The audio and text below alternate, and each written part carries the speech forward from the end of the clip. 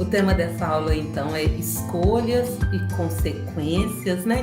Eu quis começar essa discussão hoje trazendo o que o Aurélio traz como definição para o termo escolhas. Então, se a gente for lá no dicionário, a gente vai ver que escolhas é o ato ou efeito de escolher, preferência que se dá a alguma coisa que se encontra entre outras, predileção. Então, escolher é decidir por seguir um caminho em detrimento de outro. E toda escolha que a gente faz traz uma consequência, né? Então, lá no dicionário fala que consequência é aquilo que resulta ou é produzido por causa de, é um efeito ou um resultado, né? Então, a partir do momento que eu faço uma escolha, aquilo vai gerar uma consequência. E aí, se a gente olhar a terceira lei da física, né, proposta pelo Isaac Newton, fala que toda ação gera uma reação e que essa reação ela é de mesma intensidade, direção, só que sentido contrário. Então essas bolinhas aqui representam bem isso, né? Essa bolinha aqui da esquerda vem bate e isso gera uma reação. Então a ação da primeira gerou uma reação nessa última aqui, que saiu do seu local e voltou. E aí a lei de Newton fala que quando ela reage com a mesma intensidade, com a mesma energia que foi imposta a ela, na mesma direção, mas no sentido contrário. Uma bateu da esquerda para a direita, a outra bate da direita para a esquerda, mas com a mesma intensidade. E aí, eu trouxe para a gente pensar, né? Será que na vida é assim que acontece, né? Quando eu faço uma ação, será que a reação da outra pessoa que sofreu aquela ação, ela vai ser mesmo com a mesma intensidade? Será que só muda o sentido, né? Eu bato no outro, o outro bate em mim? Será que é assim que funciona, né? Então, eu trouxe aqui algumas questões para a gente pensar sobre isso. Primeiro, nossas ações, elas geram reações de mesma proporção? Será que é assim que funciona, né? Eu bato no outro, o outro bate em mim, só muda a direção, a intensidade, será que é a mesma? Será que as respostas que eu recebo são proporcionais àquela ação que eu executei? Segunda pergunta para a gente pensar. Sendo cristã, será que eu posso reagir às ações das outras pessoas, né? Contra o meu irmão ou contra uma outra pessoa que não seja da igreja que tem no mundo? Será que eu posso reagir com a mesma intensidade ou às vezes até com a intensidade maior? Será que eu posso? É direito meu agir dessa forma, né? E terceira questão: o que eu faço quando a ação ou a reação de alguém em minha direção é injusta? O que eu faço quando o outro agir comigo de forma injusta, desproporcional, né? O que eu posso fazer? Será que as minhas escolhas, se eu escolher só coisas boas, né? Será que eu sempre vou ter consequências boas, né? Será que é assim que acontece na vida, né? E aí, quando a gente vai analisar a Bíblia, a gente vai estudar, a gente vai ver que não é bem assim que acontece, não. Então, eu trouxe uma série de exemplos aqui para a gente poder analisar juntos, né? Para ver se toda escolha gera uma consequência proporcional àquela escolha, né? Então, primeiro eu trouxe uns exemplos aqui de boas escolhas que estão lá na Bíblia, né, e que geraram ótimas consequências. Então a gente vê primeiro o caso de Noé, né? Noé é chamado por Deus, Deus está muito insatisfeito com o que estava acontecendo. Noé fala assim: faz uma arca que eu vou salvar alguns, né, e vou destruir todo o resto, porque eu não aguento mais a forma como as pessoas estão vivendo. E aí Noé escolhe obedecer a Deus. Ele vai lá e constrói a arca e ele é julgado como um louco, né? Mas no final a gente vê que Noé é considerado reto e ele acaba salvando as espécies, honrando, né, o compromisso dele com Deus. Depois a gente vê o caso de Jó, né? Jó, ele escolhe confiar em Deus, apesar de tudo que estava acontecendo com ele, apesar das outras pessoas ao redor estarem falando com ele: Jó, o que você está fazendo? Esse Deus você vai continuar servindo, seguindo, apesar de tudo que está acontecendo com você, porque a gente viu que Jó perde a saúde, perde a família, perde suas posses, mas ele decide confiar em Deus, apesar de ter perdido tudo, ele mantém fiel a Deus, ele se mantém fiel a Deus. E aí, no final, ele é honrado por Deus, né? Depois a gente tem exemplos de Moisés. Moisés está lá vivendo como filho da filha do faraó, né? Então estava numa situação muito boa. E aí chega um determinado momento da vida dele que ele fala assim, não dá para continuar vivendo desse jeito, não. E ele escolhe ser maltratado ao lado do povo de Deus do que continuar vivendo no conforto, vendo o povo de Deus servindo, né, de escravos ali no Egito. Então Moisés faz a sua escolha e isso gera ótimas consequências. Ele abre caminhos para a libertação do povo de Deus, ele acaba se tornando um grande líder. Daniel, a gente vai ver que ele em duas situações diferentes, né? Daniel, apesar de ter sido publicado um decreto que proibia, né, as orações e o prestar cultos, né, para outros, para deuses, naquele momento, né, durante um certo período, todos deveriam prestar honras somente ao rei, e Daniel escolhe permanecer fazendo o que era certo, né? Ele vai, sobe para o seu quarto, abre a janela, se vira para Jerusalém e faz as suas orações, né? Presta o seu sacrifício a Deus. E aí a gente vê que Daniel fez isso, não foi para poder afrontar o rei e falar eu faço do jeito que eu quiser, não foi, já era prática dele, né? Cumprir as determinações de Deus, já era prática dele orar 3 vezes ao dia, ele sobe e continua fazendo isso, né? E aí a gente vê que, em consequência dele ter continuado orando a Deus, ele é jogado na cova dos leões, mas Deus manda, né, um anjo que fecha a boca dos leões, e aí com isso Daniel é salvo, né? A gente vê também a situação dos 3 amigos de Daniel, Sadraque, Mesaque e Abidnego, né? Que eles, apesar de ter sido decidido ali que naquele momento que todos deveriam adorar o rei, eles falam assim, não, nós não vamos fazer isso, né? Nós adoramos só o nosso Deus. E aí o rei pergunta, que Deus é esse que vocês acham que vai te livrar? E aí eles falam, olha, a gente não tem que te prestar contas de quem é o nosso Deus, não. Nós seguiremos honrando só o nosso Deus, adorando só o nosso Deus. E se ele quiser nos livrar, que ele nos livre. Se ele não quiser, a gente vai morrer, mas a gente vai morrer servindo ao nosso Deus, né? E aí a gente vê que os 3 são jogados na fornalha de fogo ardente, mas a gente vê, né, Deus mandando um anjo que salva esses 3. Eles saem de lá de dentro da fornalha sem nem o cabelo tá chamuscado, nada na pele, tudo íntegro, até as roupas deles estavam tais quais quando eles entraram ali na fornalha, né? Então a gente vê Deus cuidando dos seus, né?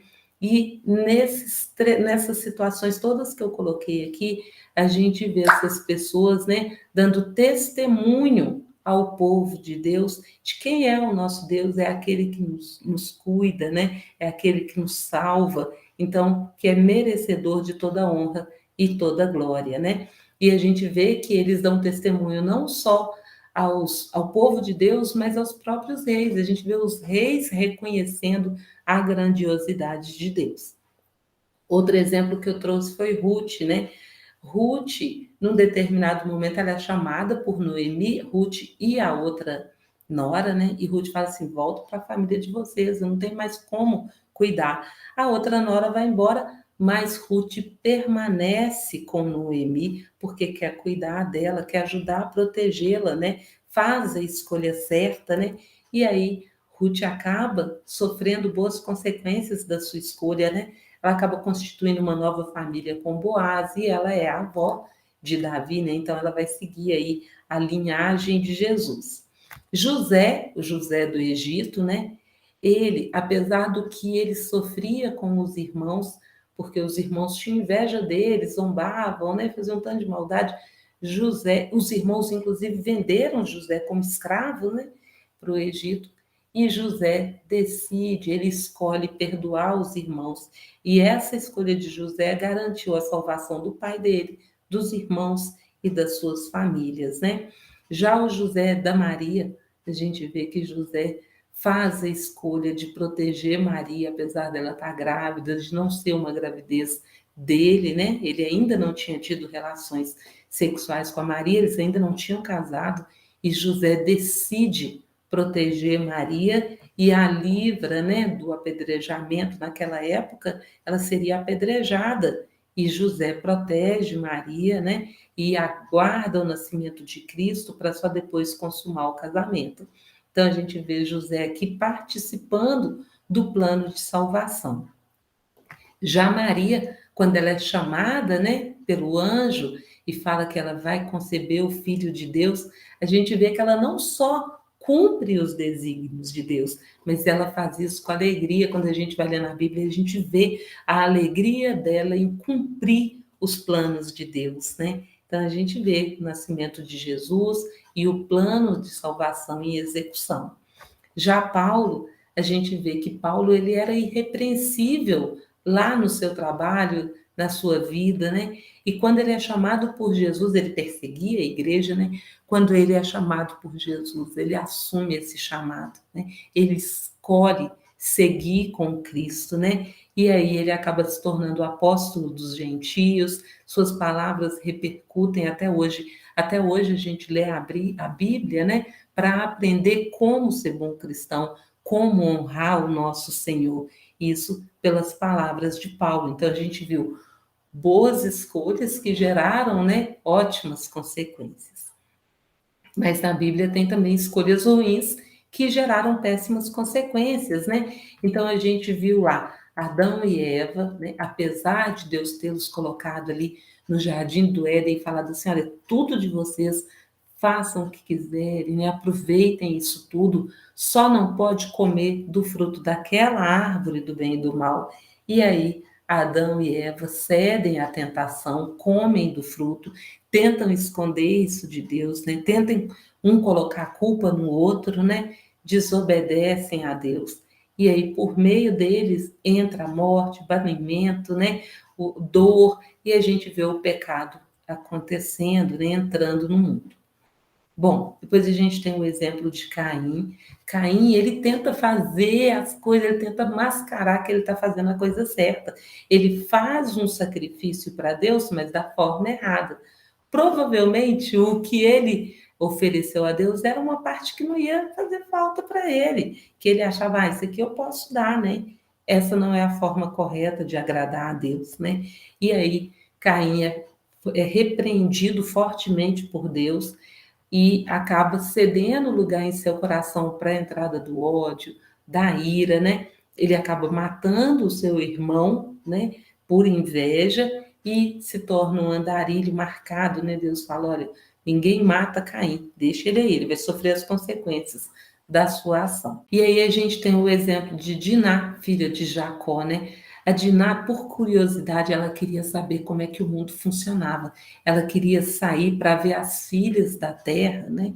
E quem que nunca viu isso acontecer, né? É muito comum, principalmente adolescentes, achar que os pais não sabem de nada, ah, eu que sei das coisas, né? E eles querem sair daquele cuidado do seio familiar, né? Eles querem sair para ver o mundo funcionando e às vezes traz graves consequências, né?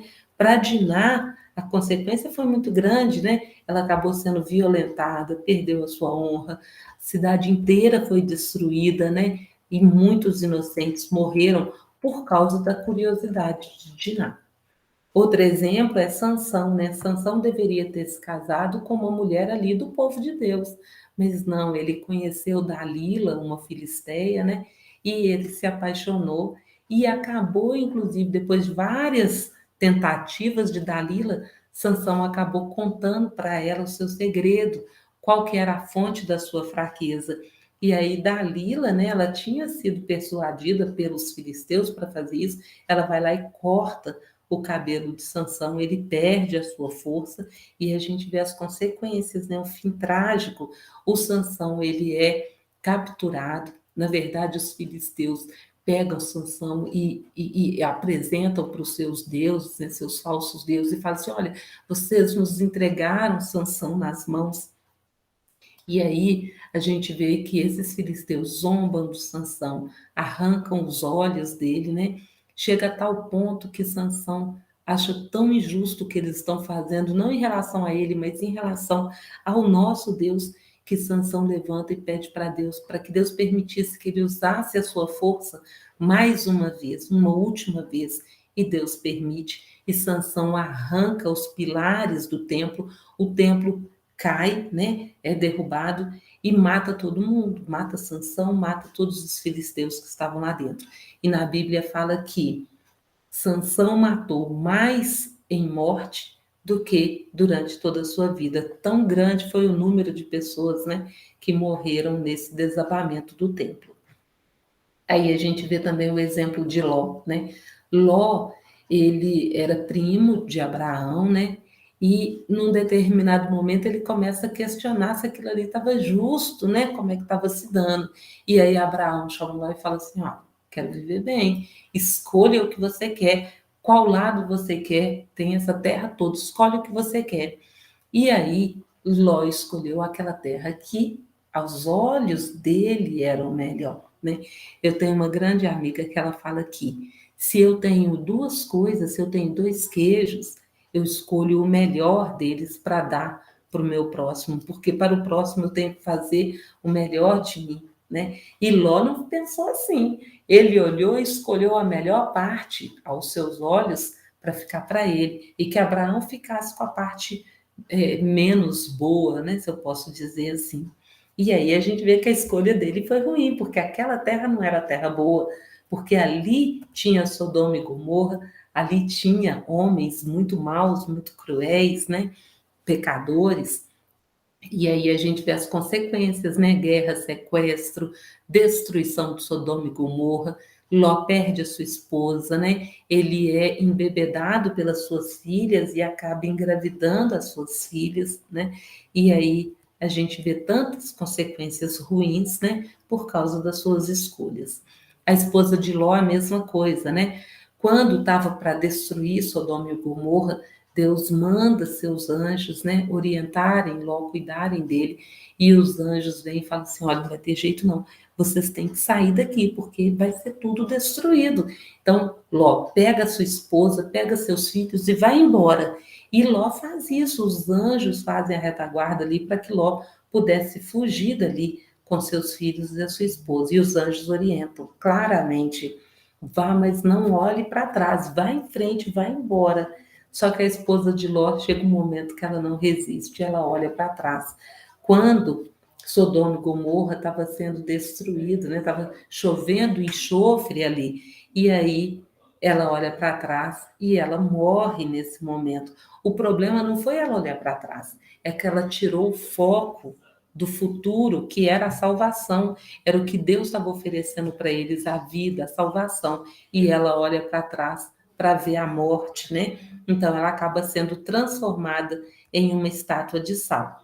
Outro exemplo é Saul, né? Naquele tempo, quem fazia sacrifícios para Deus eram os sacerdotes, né? Então teria que ser Samuel. E Saul não aguentou aguardar a chegada de Samuel. Saul vai lá e oferece sacrifícios a Deus, desonrando Samuel, descumprindo um desígnio de Deus, né? Ele vai fazer esse sacrifício, então ele está desobedecendo. E para piorar, Saul ainda consulta uma feiticeira e pede para que elas levantem, né, Samuel. Então ele quer consultar os mortos, outro pecado, porque isso não era permitido por Deus. Então a gente vê os erros, né, as escolhas erradas de Saul, terminando, né, com péssimas consequências. Ele acaba sendo humilhado, acaba suicidando. Outro exemplo de escolha ruim é a escolha de Davi, né? Naquele tempo, quando tinha uma guerra, o rei ia à frente do seu povo para a guerra. Por quê? Porque isso simbolizava o rei protegendo o seu povo. Ele ia à frente na batalha, né? E chega um determinado momento que tem uma batalha que Davi resolve não ir. Ele fica em casa e manda o povo para a guerra. E por ter ficado, ele vê Batseba, ele cobiça, manda trazer, e aí ele se deita com Batseba, cometendo então o adultério, porque ela era casada com Urias e Davi sabia disso, né? Batseba acaba ficando grávida e Davi tenta acobertar. Ele manda trazer Urias lá da guerra para tentar fazer com que Urias dormisse com Batseba e aí com isso que ficasse justificada a gravidez dela, né? Só que ele não contava que Urias era um homem bom. Quando Urias vem, Davi fala: vai para sua casa, vai ficar com a sua esposa. E ele fala assim: não, eu não posso ir ficar com a minha esposa enquanto eu estou sabendo que o meu povo está lá na frente da batalha, está lá morrendo. Não, eu vou esperar amanhecer e vou voltar para lá. E aí Davi, tentando acobertar o seu erro, né, manda colocar Urias na frente da batalha e Urias morre. Então, olha só, tudo isso teria sido evitado se Davi tivesse ido fazer o que era certo, ido com seu povo para a guerra, ficado à frente da batalha, mas como ele escolheu ficar, um tanto de problema aconteceu. E, em consequência desse erro de Davi, a gente vê um monte de coisas ruins acontecendo. A gente viu a morte de Urias, a morte do bebê da Batseba e do Davi, né? A Tamar, que era filha do Davi, acabou sendo estuprada pelo irmão, pelo Aminon, né? O Absalão fica revoltado, manda matar Aminon, fica revoltado com o pai que não cuidou da Tamar, que não deu o apoio necessário, porque o Aminon ainda por cima abandonou Tamar, né? E aí o Absalão fica revoltado, além de mandar matar o Aminon, ele tenta tomar o trono de Davi, ele estupra as concubinas de Davi.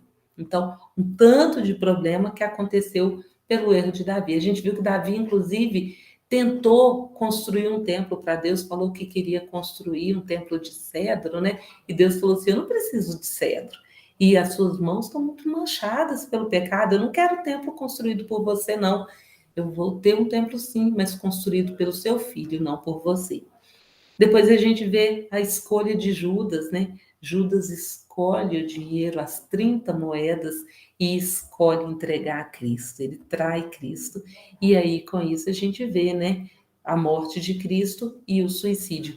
Não é que se Judas não tivesse traído Cristo, que ele não morreria. A gente sabe que isso faz parte, a morte de Cristo fazia parte do plano de Deus, né? Mas a Bíblia também fala que ai daquele por meio do qual o Filho de Deus foi entregue, e foi por meio de Judas, né?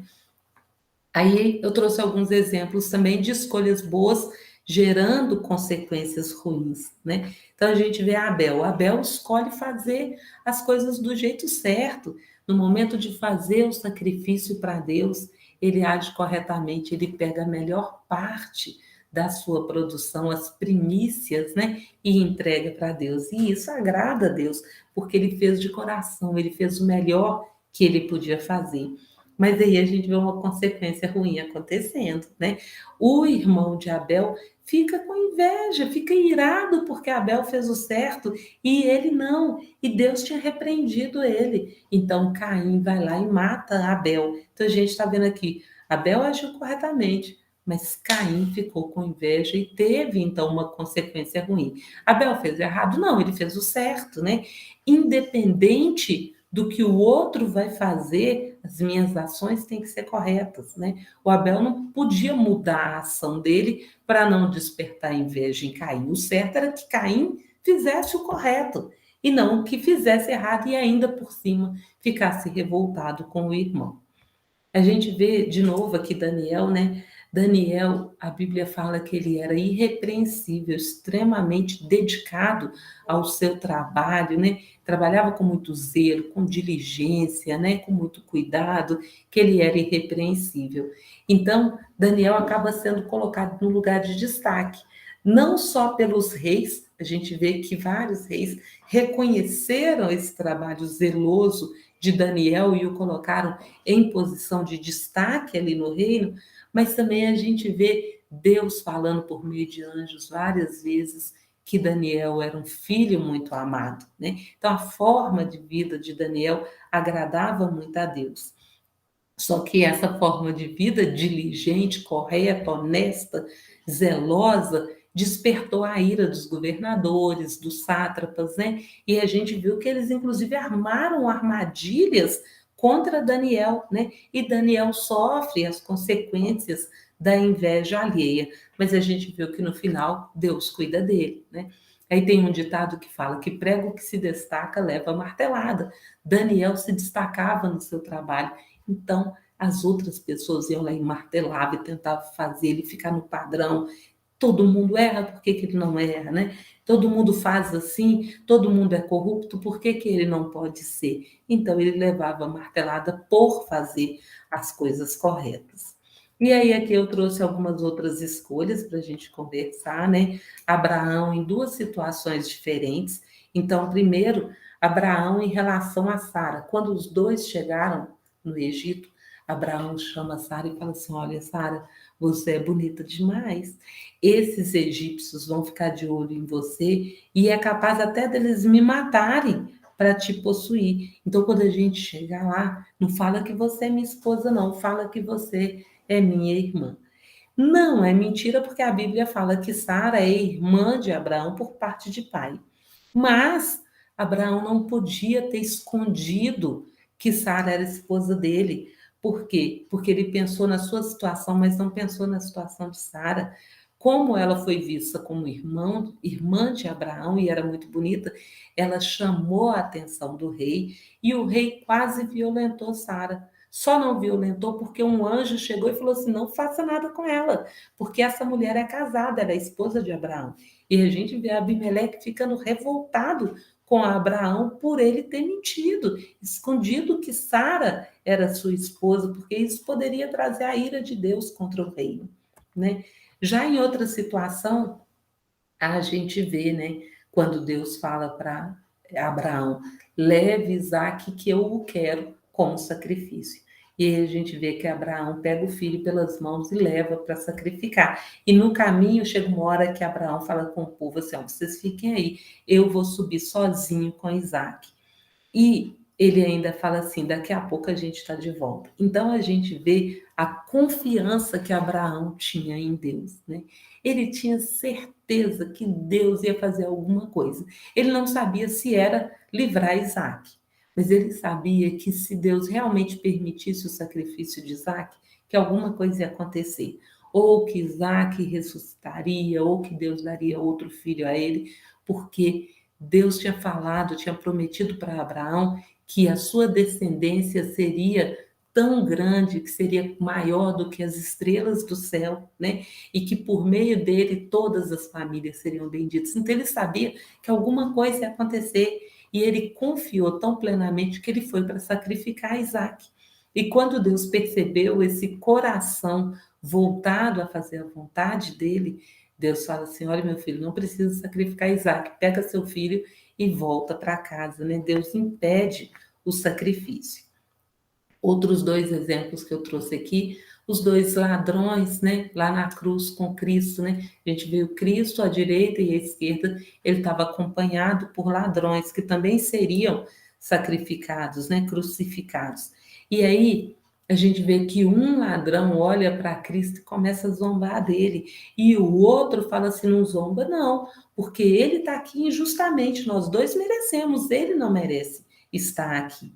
Então a gente vê duas pessoas na mesmíssima situação, uma fazendo opção pela morte e o outro fazendo opção pela vida eterna, né? E Deus também, né? Deus também faz a sua escolha. Deus escolhe nos criar. Ele não precisava da gente aqui, não. Deus já tinha toda a terra, todas as criaturas ao seu dispor, né? E ele escolhe nos criar. A Bíblia fala que Deus nos conhece desde o ventre materno, então ele já sabia que não ia dar boa coisa e ele resolveu nos criar assim mesmo, né? Lá em Efésios fala: assim como nos escolheu nele antes da fundação do mundo para sermos santos e irrepreensíveis perante ele, e em amor nos predestinou para ele, para a adoção de filhos por meio de Jesus Cristo, segundo o beneplácito de sua vontade. Então, segundo a sua vontade, Deus escolheu nos criar. Ele nos criou para sermos santos, para sermos irrepreensíveis. Até tem os momentos de pecado, a gente vê aí mundo cheio de pecado, né? Mas Deus nos criou para sermos santos e irrepreensíveis. Ele escolheu nos criar.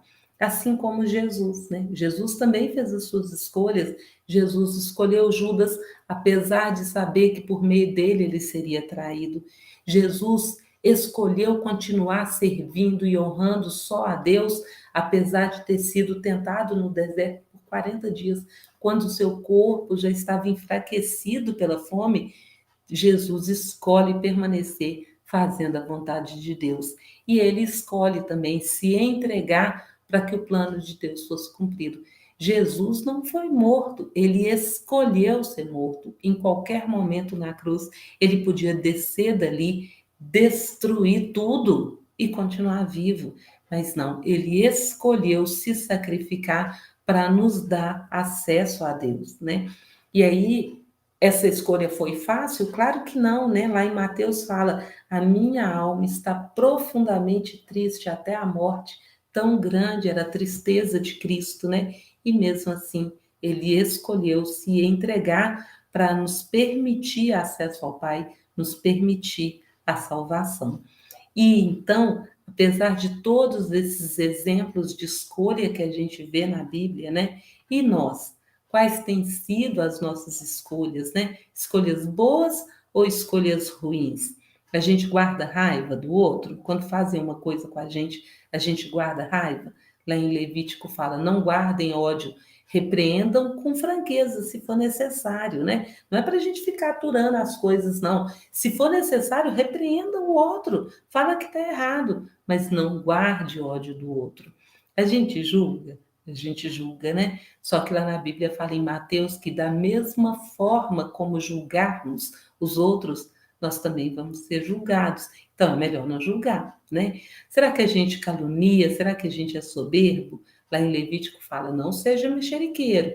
E em Salmos fala: não calunie ninguém, não seja soberbo, porque Deus não suporta os caluniadores e soberbos, né? E a gente faz vingança, né? Quando fazem uma coisa ruim com a gente se vinga do outro. Em Levítico fala: não te vingarás, nem guardarás ira contra os filhos do teu povo, mas amarás o teu próximo como a ti mesmo, porque eu sou o Senhor. Então, quem pode descontar, quem pode revidar, quem pode fazer alguma coisa contra o outro que me magoou é Deus, se Ele quiser, se Ele entender que é assim que tem que ser feito, né? Às vezes acontecem coisas que é para o meu crescimento espiritual, então eu tenho que aprender a ter domínio próprio, e quando acontecer alguma coisa que me magoar, ainda assim eu preciso relevar e amar, né, o meu próximo como a mim mesmo. É isso que fala na Bíblia, né? Que eu preciso amar a Deus sobre todas as coisas e o meu próximo como a mim mesmo. Então, é isso que eu tenho que fazer, e não sair vingando as coisas ruins que fizerem comigo. Será que a gente fala mal do outro, né? Lá em Tiago fala que a língua, porém, ninguém consegue domar, é difícil de domar a língua, né? Mas a gente tem que se esforçar, porque em Tiago fala também que quem fala contra o seu irmão ou julga o seu irmão, fala contra a lei e julga a lei. Então, quando a gente fala contra o outro, a gente está julgando. Então, vamos ter cuidado, né? Será que a gente murmura, né? Em Filipenses fala: fazei todas as coisas sem murmurações nem contendas. Por quê? Porque quando a gente reclama, a gente questiona a Deus. É isso que Romanos fala. E em Isaías fala, inclusive, que será que o meu Deus não considera a minha causa? Quando a gente reclama, a gente está questionando se Deus está levando em consideração ou não a nossa causa, né? Então a gente não pode fazer isso. Lá em 1 Pedro fala: portanto, livrem-se de toda maldade, de todo engano, hipocrisia, inveja, de toda espécie de maledicência. Então, a gente precisa ter mais autocontrole, né? Mais domínio próprio. E aí, se a gente está num mundo que é difícil fazer isso, né? Livrar de tudo isso, é difícil mesmo, né? Mas a gente tem que se esforçar, porque por mais que tenha tantos maus exemplos no mundo, a gente vê filhos matando pais, zombando dos pais, um irmão roubando do outro, né? A gente vê mães roubando o marido das filhas, o namorado das filhas. Então a gente vê tanta coisa ruim no mundo, mas Josué fala, né, que No mundo pode acontecer o que quiser, façam o que quiser, mas eu e a minha casa serviremos ao Senhor. Então é responsabilidade nossa fazer o certo e cuidar dos nossos, da nossa casa, para que eles também sirvam ao Senhor, né? E aí em Romanos fala que Deus vai recompensar cada um de acordo com o que faz, né? Deus vai dar glória, honra e paz a todos os que fazem o bem. Então, a gente tem que fazer o bem e aguardar as providências de Deus. Deus, ele honra os seus, né? Ele sempre cuida de nós e a gente tem que confiar nisso. Então, voltamos às perguntas iniciais, né? Nossas ações geram reações de mesma proporção? Não. Às vezes, a gente faz uma escolha boa, a gente faz uma coisa boa para o outro e a gente recebe o mal em troca. Às vezes eu falo uma coisinha sem intenção nenhuma, uma coisa pequena, o outro entende de forma errada e vem com tudo, e vem igual um trator e passa por cima de mim, né? Então, às vezes, a reação do outro é desproporcional, mas não cabe a mim julgar a reação do outro, cabe a mim cuidar das minhas ações e das minhas reações. O outro vive do jeito que ele quiser, eu não tenho controle sobre isso. Ele vai arcar com as consequências das suas ações e eu com as consequências das minhas. Então eu tenho que ter domínio próprio e cuidar para não reagir de forma desproporcional e nem sem amor em relação ao meu próximo. Sendo cristã, eu posso reagir às ações com a mesma força contra o meu irmão e a outra pessoa? Não posso, mesmo que o outro me ataque. Eu preciso cumprir os mandamentos de Deus. Ela não fala que é amar a Deus sobre todas as coisas e o meu próximo como a mim mesmo? Então não posso reagir com a mesma força, eu tenho que reagir com amor. Não é fácil, né? Então a gente precisa permanecer em oração e pedir a Deus que nos capacite para dar conta de, mesmo que o meu irmão venha, meu irmão ou uma pessoa do mundo venha e me ataque e seja injusto comigo, eu preciso orar, porque eu preciso ter domínio próprio e conseguir amá-lo, apesar de tudo isso, né? Nós somos convertidos, nós temos o Espírito Santo de Deus nos orientando, né?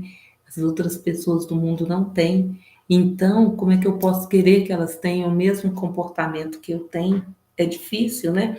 Então, eu tenho que orar por mim, para dar conta de amá-lo, apesar do que eles fazem com a gente, e orar por eles também, para que eles também encontrem Cristo e também possam fazer as coisas de acordo com a vontade de Deus.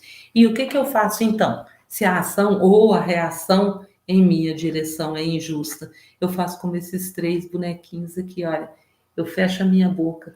Não que eu vou me calar frente às situações, mas eu vou evitar murmurar, né? Vou tentar não murmurar, vou fazer o meu máximo para esperar as coisas acontecerem, para esperar as coisas acalmarem, vou tentar compreender o meu irmão. Não vou ficar reclamando, porque senão eu estou julgando o meu irmão e julgando o próprio Deus, né?